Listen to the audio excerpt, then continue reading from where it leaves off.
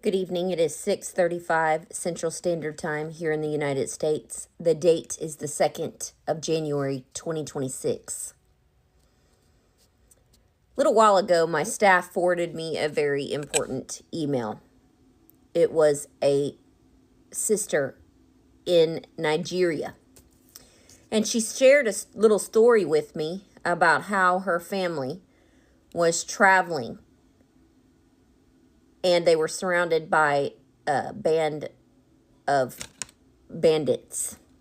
And she said that bullets were flying all through the bus that they were riding on.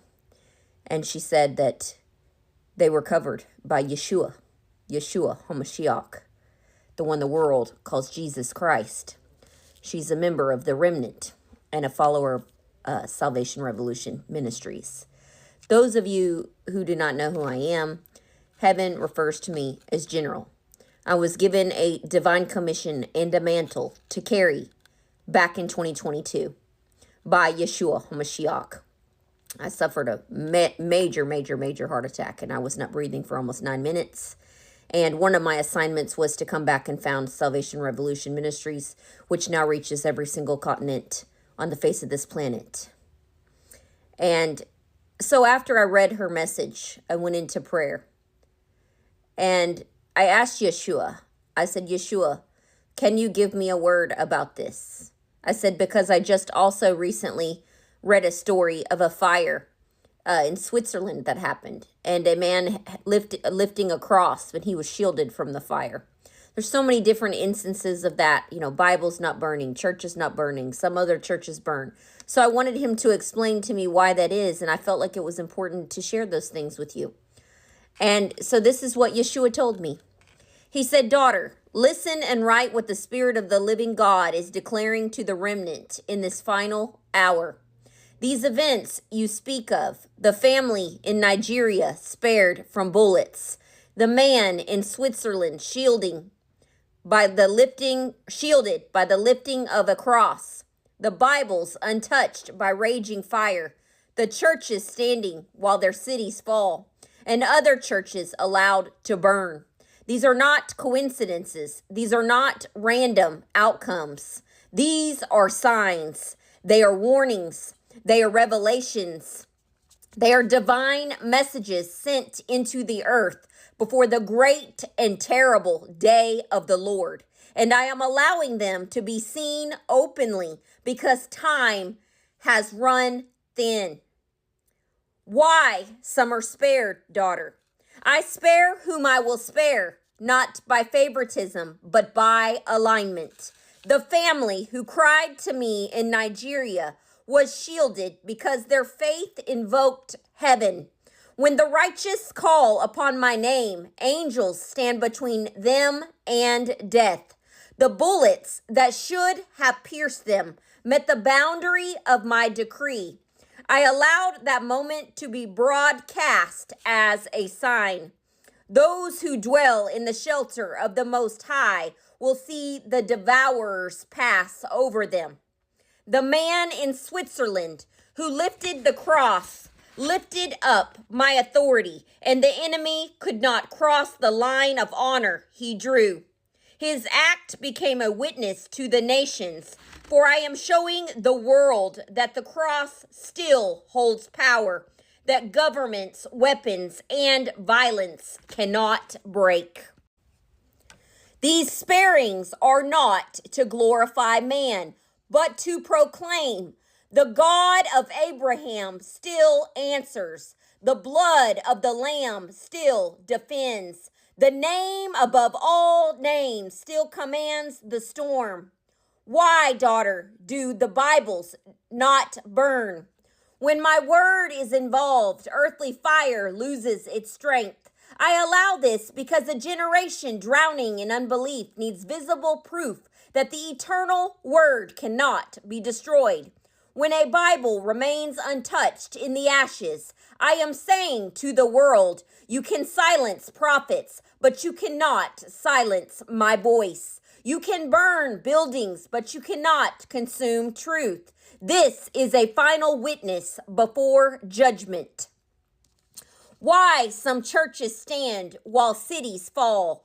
There are houses that are still altars unto me, where prayers have been poured out, where repentance has been lifted, where my presence has been honored. When destruction sweeps through the land, those places remain because they carry my mark. I spare them so the world becomes without excuse, so they will know the Lord has been here. The spared church becomes a prophetic signpost shouting, "Return to me while mercy is still open." Now, daughter, you ask why some churches are allowed to burn. But daughter, hear this with sobriety. There are churches called by my name, but not filled with my spirit. There are pulpits that preach me with their lips, but deny me with their hearts. There are sanctuaries where my glory once dwelled, but has long departed. When those churches burn, it is not cruelty. It is exposure. It is cleansing. It is judgment upon structures built on sand. I allow some to fall so the world will see the difference between the house of God and the house of man. These burnings too are signs. Why, daughter, these signs are increasing now? Because the hour is late. Because the seals have begun to whisper, because the world is entering a season of separation. I am drawing a visible line between those who are mine and those who honor me, those who dwell under my covering and those who walk in rebellion, pride, and unbelief. The sparings are mercy, the burnings are warnings, the miracles are messages, the destruction are judgments, and all of them are declaring one thing: the Son of Man is at the door. I am letting these signs be seen because soon no one will be able to claim they were not warned.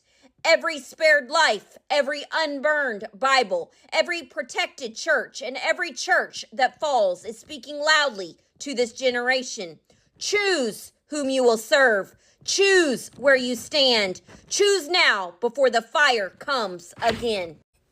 Yeshua HaMashiach, faithful and true, the one who preserves, the one who judges, the one who is returning soon. That's a sobering message. But any of us that have the eyes to see and the ears to hear, we've seen those things over the last couple of years. Things that defy human logic, kind of like me not breathing for 9 minutes and coming back with this assignment. There are certain things that defy human understanding, and we're seeing those. I want you to continue to pray for our brothers and sisters in Nigeria for a special covering. Those that are in places like Sudan, in Ghana, places where Christians are being persecuted continually for their faith. Let us raise our voices and cover them in prayer, because prayer is so powerful that if any of us saw what happens in the spirit when we're on our knees praying, we would never get back up. We'd never get back up if we saw how powerful that is. I love all of you. Go out there and tell someone about who Jesus Christ is. The one I call Yeshua HaMashiach. How he died on an old rugged cross, was born of a virgin, and he rose the third day. And that he is coming back. And he is coming back a lot sooner than a lot of you would like to admit. I love you, and I hope you have a wonderful weekend. I will see the Remnant on our Zoom meeting tomorrow. If there's anyone out there that is wanting to join that tomorrow, please contact me, and I will get you that information. Please do so on salvationrevolution.com. And the staff someone from our staff will make sure that you get the credentials so you can log in. Just understand, we keep it very respectful. Anybody that disrespects the sanctity of our Zoom meetings they will exit swiftly. So if you want to join and listen in, by all means, you're welcome. Just do so respectfully. Thank you, and have a wonderful, wonderful evening. God bless every single one of you under the sound of my voice.